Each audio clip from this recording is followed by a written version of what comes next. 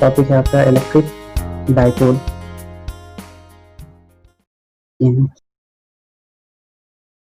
Uniform electric field. जब आप किसी डाइपोल को एक यूनिफॉर्म इलेक्ट्रिक फील्ड में प्लेस कर दोगे तो उसमें क्या चेंज आएगा, ठीक ना, वो हम लोग को डिस्कस करना है। अब यहाँ पर एक वर्ड बहुत जरूरी है आपको समझना, ठीक ना। आपको वर्ड ये छोटा लग रहा होगा मगर इसका बहुत ज्यादा इंपॉर्टेंस है। यहाँ पर मैंने लिख रहा हूँ uniform magnetic uniform electric field. अगर नॉन यूनिफॉर्म होगा तो ये जो भी हम लोग कर रहे हैं सब चेंज हो जाएगा। तो फिलहाल अभी के लिए हम लोग क्या मान रहे हैं कि मेरा जो इलेक्ट्रिक फील्ड है वो यूनिफॉर्म है, और एक यूनिफॉर्म इलेक्ट्रिक फील्ड में अगर आपने डाइपोल को प्लेस किया है तो देखते हैं क्या होता है, ठीक है। तो ये मान लो आपका एक यूनिफॉर्म इलेक्ट्रिक फील्ड है, इस तरह से ड्रॉ करते हैं, ओके। आगे हम लोग जब इलेक्ट्रिक फील्ड लाइंस पढ़ेंगे तो मैं और अच्छे से बता दूंगा इलेक्ट्रिक फील्ड लाइंस कैसे ड्रॉ होता है। अभी ये मान लो ये इलेक्ट्रिक फील्ड है, ठीक ना, इस डायरेक्शन में, राइट के डायरेक्शन में इलेक्ट्रिक फील्ड, ठीक। इसमें आपने क्या किया, एक डाइपोल को प्लेस कर दिया। ये आपने एक डाइपोल को प्लेस किया, ये है माइनस क्यू और ये है प्लस क्यू, और इनके बीच का जो सेपरेशन है वो 2a है, ठीक। अब देखो जैसे आप इस डाइपोल को प्लेस करोगे इसमें यहाँ पर, तो आपने फॉर्मूला पढ़ा था इलेक्ट्रिक फील्ड का, electric field is equal to F by q, it is the force acting per unit charge. ये डिफिनेशन था आपका इलेक्ट्रिक फील्ड इंटेंसिटी का, ठीक है। अब इस फॉर्मूले को थोड़ा सा मॉडिफाई करो तो आपको दिखेगा F is equal to q E, F is equal to q E. अब इस फॉर्मूले को समझो, ये फॉर्मूला क्या कहना चाह रहा है। ये फॉर्मूला ये कहना चाह रहा है कि जब आप किसी चार्ज क्यू को, जब आप किसी चार्ज क्यू को एक इलेक्ट्रिक फील्ड में प्लेस करोगे, ठीक है, ये इलेक्ट्रिक फील्ड में अगर आपने किसी प्लेस कर दिया तो उस पर फोर्स लगेगा, उस पर फोर्स एक्ट करेगा, ओके। इसका मतलब जब आप किसी यूनिफॉर्म इलेक्ट्रिक फील्ड में, ओके, जब आप किसी यूनिफॉर्म इलेक्ट्रिक फील्ड में जब आप किसी चार्ज को प्लेस करते हो तो उस पर फोर्स लगे। तो यहाँ देखो ये रहा आपका यूनिफॉर्म इलेक्ट्रिक फील्ड, यहाँ पर आपने एक चार्ज को प्लेस कर दिया है, ये रहा वो चार्ज जिसको आपने प्लेस किया है, ठीक है। तो इस चार्ज पर फोर्स लगेगा, कितना फोर्स लगेगा, क्यू इंटू ई। कौन से डायरेक्शन में लगेगा, इलेक्ट्रिक फील्ड के डायरेक्शन में लगेगा। ये रहा इस पर force Q E, electric field के डायरेक्शन में, ठीक है। इसकी बात करते हैं, ये वाला जो चार्ज है इस पर भी फोर्स लगेगा, F is equal to charge की जगह माइनस क्यू और ये रहा ई, ठीक है। तो यहाँ देखो फोर्स का डायरेक्शन इलेक्ट्रिक फील्ड के डायरेक्शन के अपोजिट, माइनस साइन का मतलब यही हुआ, ठीक है। माइनस साइन का मतलब क्या हुआ, फोर्स का डायरेक्शन इलेक्ट्रिक फील्ड के डायरेक्शन के अपोजिट है, मतलब इस पर जो फोर्स लगेगा वो पीछे के डायरेक्शन में लगेगा। कितना लगेगा, F is equal to q E, ठीक है। तो अगर मैं पूछूं कि इस पर नेट फोर्स कितना एक्ट कर रहा है, net force acting on a dipole placed in a uniform magnetic field, इनको ऐड करोगे आप, okay, that is F1 plus F2। इसको आपने F1 माना है, इसको F2 माना है, ठीक है। F1 का वैल्यू क्या है, क्यू ई है, कौन से डायरेक्शन में, आगे के डायरेक्शन में, दैट इज आई कैप, ठीक है। प्लस F2 का वैल्यू क्या है, क्यू ई, डायरेक्शन क्या है इसका, माइनस आई कैप, ठीक है। माइनस कॉमन कर लोगे तो ये देखो Q E minus Q E, ये हो गया आई, तो इसका मतलब क्या है, जीरो, ओके। तो इससे आपने क्या कंक्लूड किया, जब आप किसी डाइपोल को यूनिफॉर्म इलेक्ट्रिक फील्ड में प्लेस करते हो तो उस पर नेट फोर्स जो है वो जीरो एक्ट करता है। नेट फोर्स जीरो एक्ट करने का मतलब ये हो गया कि ये जो बॉडी है, फोर्स जीरो होने का मतलब क्या हो गया कि ये कोई भी ट्रांसलेशन मोशन नहीं करेगा, ओके। इसका ट्रांसलेशन मोशन जो है वो जीरो हो जाएगा, ये मूव नहीं करेगा। जैसे डाइपोल इस तरह से रखा हुआ है, इस तरह से, ठीक है। तो ऐसा नहीं कि इस तरह से मूव करना स्टार्ट करेगा लेफ्ट और राइट, ऐसा नहीं होगा, क्योंकि इस पर नेट फोर्स क्या है, जीरो है, तो इसका ट्रांसलेशन मोशन क्या होगा, जीरो होगा। The first important point, when electric field is placed in a uniform electric field, net force is zero, that is its translation motion is zero, okay, non translation motion होगा। अब आगे देखो, translation तो zero होगा, left right move नहीं करेगा, मगर यहाँ पर जो आप फोर्स एक्ट कर रहा है उसको देखो, ये फोर्स इस डायरेक्शन में, ये फोर्स इस डायरेक्शन में, तो सिंपली आपको दिख भी रहा है कि एक फोर्स आगे के डायरेक्शन में, एक फोर्स पीछे के डायरेक्शन में है, तो ये जो डाइपोल है ये घूमने वाला है इस तरह से क्लॉकवाइज डायरेक्शन में, देख सकते हो आप, ठीक है। देख करके आपको लग रहा है कि ये जो फोर्स है, ये दोनों फोर्स मिल करके क्या जनरेट कर रहे हैं, कपल जनरेट कर रहे हैं, एक कपल का फॉर्मेशन कर रहे हैं। यहाँ देखो कपल का फॉर्मेशन कब होता है, जब दो फोर्स हो, दोनों फोर्स का मैग्नीट्यूड सेम हो, दोनों फोर्स पैरेलल हो और दोनों फोर्स का डायरेक्शन क्या हो, अपोजिट हो, तब वो क्या क्रिएट करते हैं, कपल क्रिएट करते हैं। यहाँ आप देखो दोनों फोर्स का मैग्नीट्यूड क्या है, सेम है, दोनों फोर्स का डायरेक्शन क्या है, अपोजिट है, दोनों फोर्स एक दूसरे के क्या है, पैरेलल है, ये देखो, ठीक है। तो किसका फॉर्मेशन कर रहे हैं, कपल का फॉर्मेशन कर रहे हैं, और कपल का फॉर्मेशन जब होता है तो कपल की वजह से टॉर्क बनता है, ठीक है। सब 11th क्लास में पढ़ा था आपने, टॉर्क का फॉर्मेशन होता है, और ये टॉर्क का फॉर्मूला क्या होता है, फोर्स इनटू परपेंडिकुलर डिस्टेंस। इधर फोर्स, कोई भी एक फोर्स ले लो, दोनों तो सेम ही है तो कोई भी एक फोर्स ले लो, ओके। इधर force into perpendicular distance between forces, ठीक है। एफ का वैल्यू क्या है, क्यू ई, ओके, फोर्स क्या है, क्यू ई, और इनके बीच का परपेंडिकुलर डिस्टेंस कितना है वो निकालने के लिए यहाँ पर मैंने परपेंडिकुलर ड्रॉ कर दिया, ठीक। ये एंगल मान लो क्या है, थीटा है, ठीक। ये एंगल थीटा है, ये 2a है, तो ये डिस्टेंस कितना हो जाएगा, ये डिस्टेंस r परपेंडिकुलर। थीटा के सामने वाला साइड क्या होता है, साइन थीटा होता है, तो क्या लिखोगे 2a साइन थीटा। ओके, तो यहाँ लिखो 2a sine theta, 2a sign theta. Okay, यहाँ देखो q इंटू 2a को मैंने सेपरेट कर दिया, और e sine theta. Okay, charge into separation q into 2a, यहाँ देखो q इंटू 2a क्या बन जाएगा, dipole moment p। Okay, pe sine theta.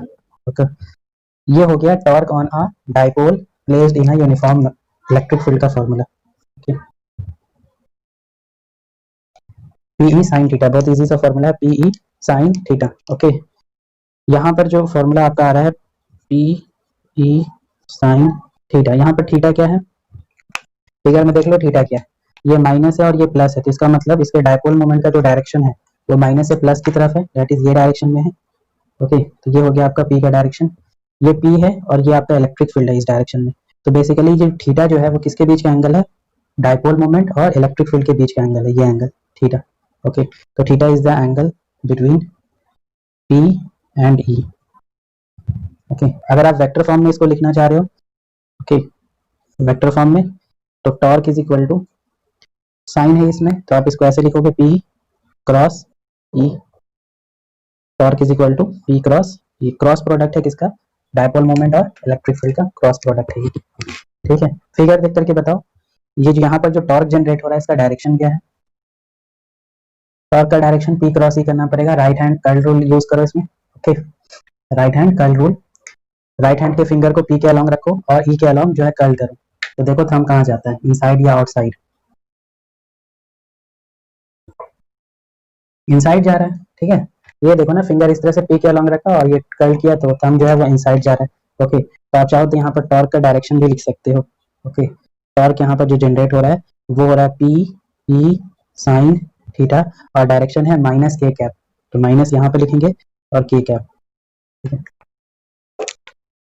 ये बहुत इंपॉर्टेंट डेरिवेशन है बोथ पॉइंट ऑफ व्यू से, ये कंप्लीट टॉपिक ही इंपॉर्टेंट है, मगर इसमें ये वाला टॉपिक बहुत इंपॉर्टेंट है, torque on a electric dipole placed in a uniform electric field. ठीक है, नोट्स में बहुत अच्छे से लिखा हुआ है, बिल्कुल वैसे ही लिखा है जैसा आपको बोर्ड में जाकर के छाप देना है। ओके, फुल मार्क्स के लिए। ठीक है, आगे इसमें और वर्क करते हैं, कुछ केस स्टडी कर लेते हैं। यहाँ पर आपके लिए टॉर्क का फॉर्मूला जो है वो पी ई साइन थीटा है। ठीक, अगर मैं कहूँ कि थीटा का वैल्यू जो है वो 0 डिग्री हो जाए, थीटा का वैल्यू 90 डिग्री है या थीटा का वैल्यू 180 डिग्री है, तो कौन से केस में मैक्सिमम टॉर्क एक्सर्ट होगा डायपोल पर, 90 डिग्री। सिंपल सा मैथमेटिक्स भी यही कह रहा है कि साइन का मैक्सिमम वैल्यू 90 डिग्री पर होता है। ओके, साइन 0 0 हो गया, साइन 180 भी 0 हो गया, तो थीटा 0 रखोगे तो आपका टॉर्क भी 0 होगा, 180 पर भी आपका टॉर्क 0 होगा, और 90 के केस में टॉर्क जो है वो मैक्सिमम होगा, और कितना होगा, पीई के इक्वल होगा, मैक्सिमम टॉर्क। ओके, अब जो नेक्स्ट टॉपिक मैं बता देना चाह रहा हूँ वो एक्चुअली सेकंड चैप्टर का कॉन्सेप्ट है, मगर यहाँ पर आपको ज्यादा अच्छे से समझ में आएगा। okay, वो है potential energy associated with dipole, ये भी एक इंपॉर्टेंट डेरिवेशन होने जा रहा है बोथ पॉइंट ऑफ व्यू से, potential energy associated with dipole. ठीक है, आपको पता है कि आपका जो इलेक्ट्रोस्टैटिक फोर्स है, इलेक्ट्रोस्टैटिक फोर्स जो है वो आपका कंजर्वेटिव फोर्स है, और आपको पता होना चाहिए कि सिर्फ कंजर्वेटिव फोर्स के लिए ही पोटेंशियल एनर्जी डिफाइन होता है। जैसे आपने पढ़ा gravitational potential energy, spring potential energy, उसी तरह से इलेक्ट्रोस्टैटिक पोटेंशियल एनर्जी भी हम लोग पढ़ेंगे। कभी आप नहीं सुनोगे frictional potential energy, viscous potential energy, क्योंकि ये सब नॉन कंजर्वेटिव फोर्स है। ठीक है, तो सिर्फ कंजर्वेटिव फोर्स के लिए पोटेंशियल एनर्जी डिफाइन होता है, तो बहुत डिटेल में आगे पढ़ेंगे नेक्स्ट चैप्टर में। फिलहाल अभी हम लोग सिर्फ क्या पढ़ रहे हैं, potential energy associated with dipole placed in a uniform electric field. जो अभी आपने सीखा उसी को थोड़ा और कंटिन्यू करते हैं। ये मान लो आपका एक यूनिफॉर्म इलेक्ट्रिक फील्ड है और इसमें आपने एक डायपोल को प्लेस किया,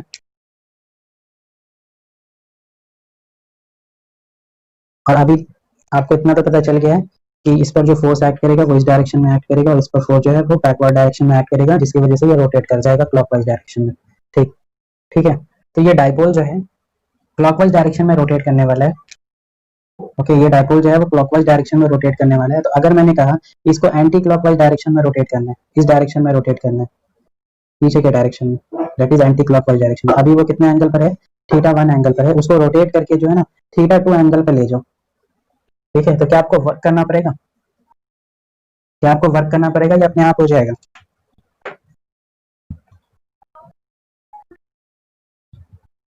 ये रोटेट कौन से डायरेक्शन में करना चाह रहा है? क्लॉकवाइज डायरेक्शन में। आप फिगर देखो, ठीक है। मगर हाँ, आपको रोटेट कर, हाँ आपको वर्क करना पड़ेगा क्योंकि आप एंटी क्लॉकवाइज डायरेक्शन में रोटेट करना चाह रहे हो। इसका मतलब ये हो गया कि जो भी आप वर्क करोगे, work done by the external force, वो सारा वर्क डन कहाँ जाएगा? इस डायपोल के अंदर स्टोर हो जाएगा। इस डायपोल के अंदर स्टोर हो जाएगा in the form of change in potential energy के फॉर्म में। जो भी आप वर्क करोगे वो सब इस डायपोल के अंदर स्टोर हो जाएगा in the form of change in potential energy. ठीक है, जो भी आप वर्क कर रहे हो, देखो आप वर्क कर रहे हो एंटी क्लॉकवाइज डायरेक्शन में ले जाने के लिए, मगर आपका फील्ड फोर्स जो है, जो इलेक्ट्रोस्टैटिक फोर्स है, वो उसको रोटेट कराना चाह रहा है क्लॉकवाइज डायरेक्शन में। इसका मतलब आप जो भी वर्क कर रहे हो उसका अपोजिट वर्क कौन कर रहा है? फील्ड। ओके, तो इसका मतलब मैं ऐसे भी लिख सकता हूँ, W external is equal to minus of WE, work done by external force is opposite to that of work done by the field force।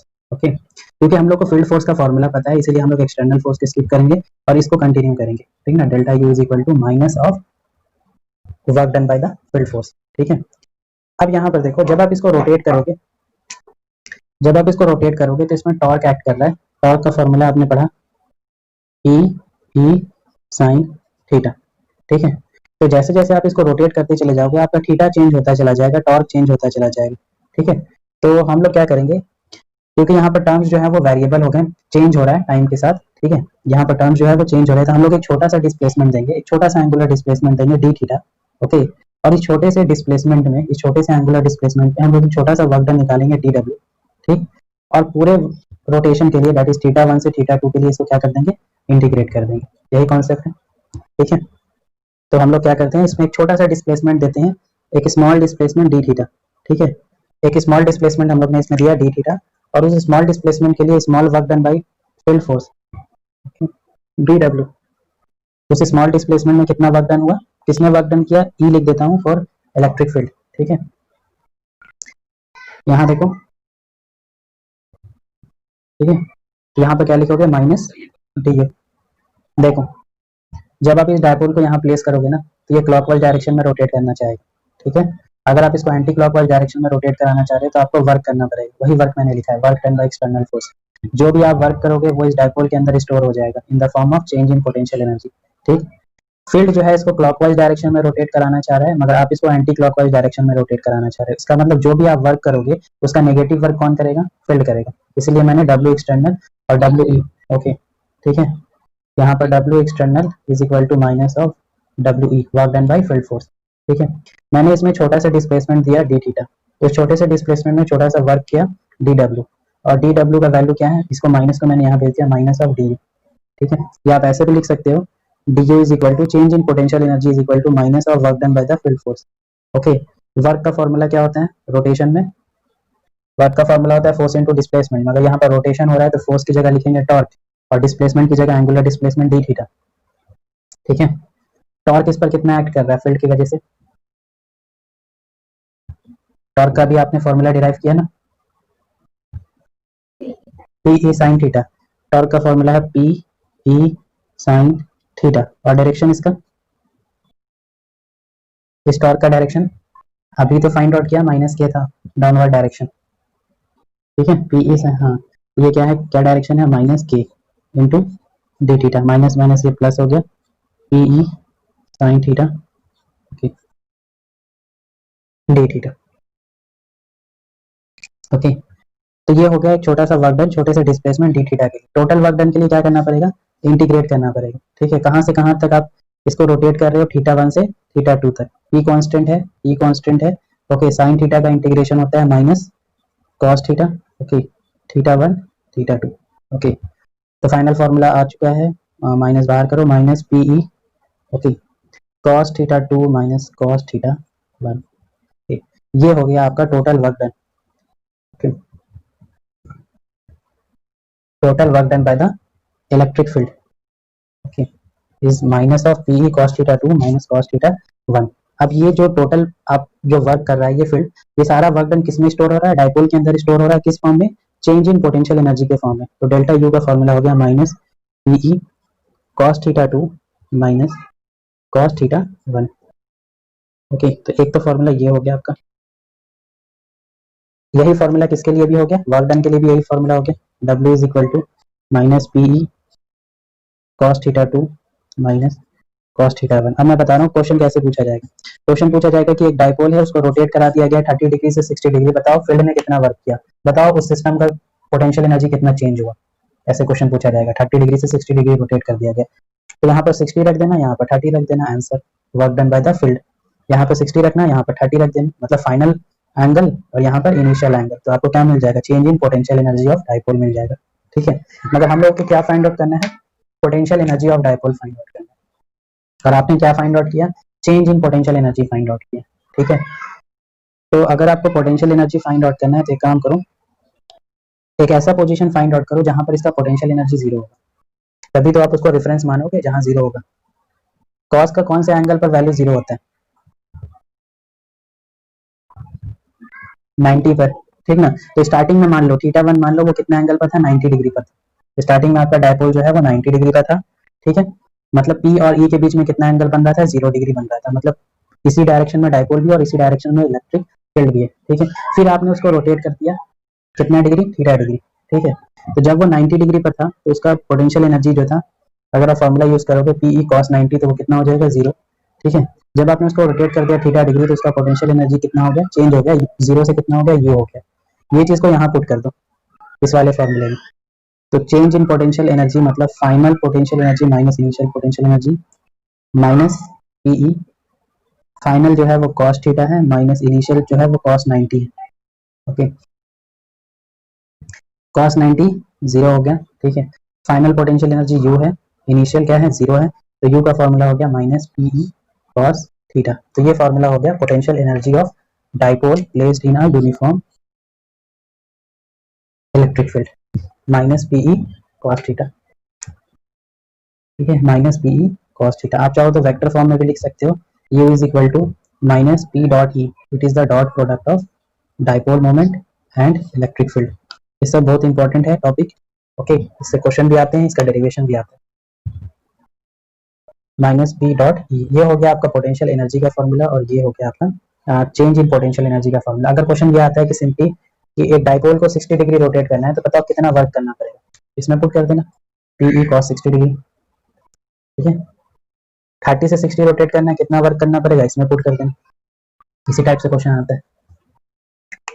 Okay, अब इसमें थोड़ा सा हम लोग और डिस्कस करते हैं इस फॉर्मूले को और अच्छे से, केस डिस्कस कर लेते हैं। इसमें केस में ये डिस्कस करना है कि आपका पोटेंशियल एनर्जी मैक्सिमम कब होगा, मिनिमम कब होगा। ओके, तो केसेस इसका डिस्कस कर लेते हैं, ये बहुत इंपॉर्टेंट होगा ऑब्जेक्टिव के लिए। अभी आपने पोटेंशियल एनर्जी का फॉर्मूला बनाया minus P E cos theta. Okay, तो अगर मैं कहूँ कि यू का वैल्यू जो है वो मुझको मैक्सिमम करना है, मैक्सिमम पोटेंशियल एनर्जी कब होगा, ये केस फर्स्ट है। ठीक है, मैक्सिमम पोटेंशियल एनर्जी करना है। ओके, और सेकंड केस जो है वो है minimum potential energy. Minimum potential energy के लिए क्या कंडीशन होगा, सबसे पहले आप ये बताओ, थीटा का मैं 3 कंडीशन लेता हूँ, 0 degree, theta is equal to 180 degree और theta is equal to 90 degree. Okay, सबसे पहले बताओ इन सभी एंगल पर देख लेते हैं। 0 डिग्री यहाँ पुट करो। ओके, जब यहाँ cos 0 पुट करोगे 1 आ जाएगा, तो ये कितना हो जाएगा, माइनस पीई हो जाएगा। ओके, cos 180 पुट करोगे, cos 180 का वैल्यू होता है -1, तो ये पीई के इक्वल हो जाएगा। ठीक है, और जब 90 पुट करोगे cos 90 0, तो यू का वैल्यू क्या हो गया, 0। तो बताओ मिनिमम कब आया और मैक्सिमम कब आया। यहाँ पर देख सकते हो, यहाँ पर मिनिमम है, माइनस में चल रहा है। ओके, इसका मतलब जब आप theta is equal to 0 degree होगा, तो उस केस में आपका जो पोटेंशियल एनर्जी होगा वो मिनिमम पोटेंशियल एनर्जी होगा। ओके, और जब थीटा इज इक्वल टू आपका 180 डिग्री होगा, 180 डिग्री, तो उस केस में आपका जो पोटेंशियल एनर्जी है वो मैक्सिमम होगा। ठीक है, अच्छा इस केस में टॉर्क बताओ, टॉर्क कितना है, 0 हो जाएगा। टॉर्क का फॉर्मूला ही क्या होता है, पी साइन थीटा होता है, पी साइन थीटा, साइन 0 क्या हो गया, 0, और साइन 180 भी क्या हो गया, 0। ठीक है, तो ये समझो 0 और 180 डिग्री, 0 और 180 डिग्री एक ऐसा केस है जिसमें टॉर्क 0 आ रहा है। ओके, और आपको पता होना चाहिए, जो मैंने स्टार्टिंग में ही बता दिया, फोर्स तो हमेशा 0 ही होता है, नेट फोर्स तो हमेशा 0 ही होता है। ठीक है, नेट फोर्स भी 0 है और नेट टॉर्क भी 0 है, नेट फोर्स भी 0 है और नेट टॉर्क भी 0 है, मतलब आपका जो सिस्टम है वो इक्विलिब्रियम में, सिस्टम क्या है, इक्विलिब्रियम में है, दैट इज स्टेबल है। ओके, जब नेट टॉर्क भी 0 होता है, नेट फोर्स भी 0 होता है, तो सिस्टम क्या होता है, मैकेनिकल इक्विलिब्रियम में होता है। ओके, या स्टेबल होता है। मतलब यहाँ पर मैं डिस्कस करूंगा, स्टेबल दो टाइप का होता है, स्टेबिलिटी दो टाइप का होता है। एक होता है अनस्टेबल इक्विलिब्रियम।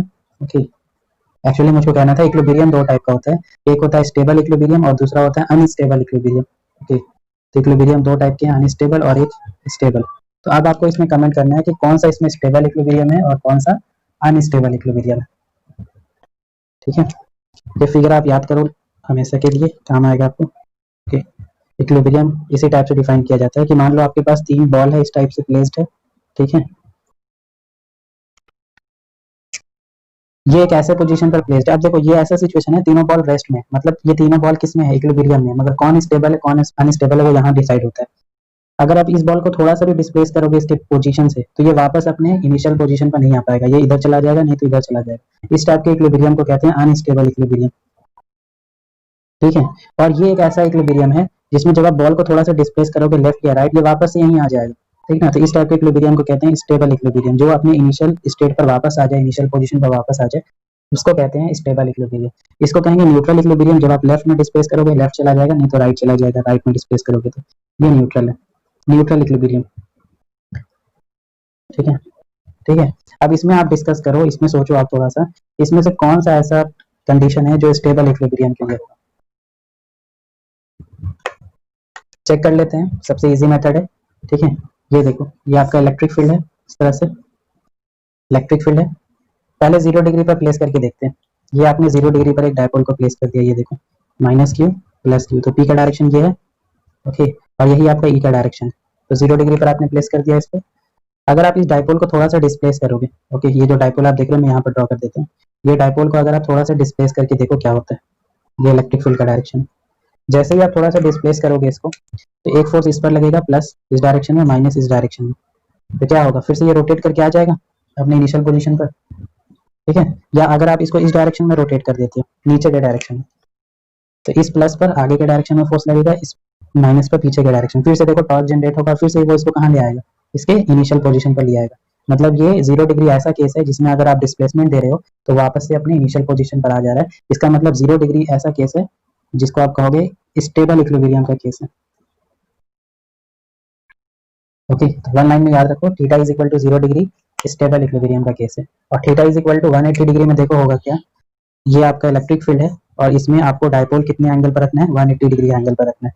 इसका मतलब आपको यहाँ पर प्लस रखना है और यहाँ पर माइनस चार्ज रखना है। ओके, जिसकी वजह से पी का डायरेक्शन पीछे के डायरेक्शन में आएगा और इलेक्ट्रिक फील्ड आगे के डायरेक्शन में, ये 180 डिग्री पर प्लेस्ड है। इस केस में जब आप डायपोल को थोड़ा डिस्प्लेस करके देखोगे तो देखो क्या होता है, इस डायरेक्शन में आपका इलेक्ट्रिक फील्ड है। ठीक है, इसको थोड़ा डिस्प्लेस करते हैं, यहाँ पर आपका माइनस है और यहाँ पर प्लस है, इसको जब आप डिस्प्लेस करोगे तो देखो डिस्प्लेस कर दिया मैंने थोड़ा यहाँ पर। अब इस प्लस पर जो फोर्स लगेगा वो इलेक्ट्रिक फील्ड इधर लगेगा और माइनस पर जो फोर्स लगेगा वो इधर लगेगा। ठीक है, अब जिसकी वजह से होगा क्या, ये पूरा घूम जाएगा इस तरह से, ये डायपोल ऐसे रखा हुआ तो थोड़ा सा आपने ऐसे डिस्प्लेस किया, ये पूरा ऐसे घूम जाएगा।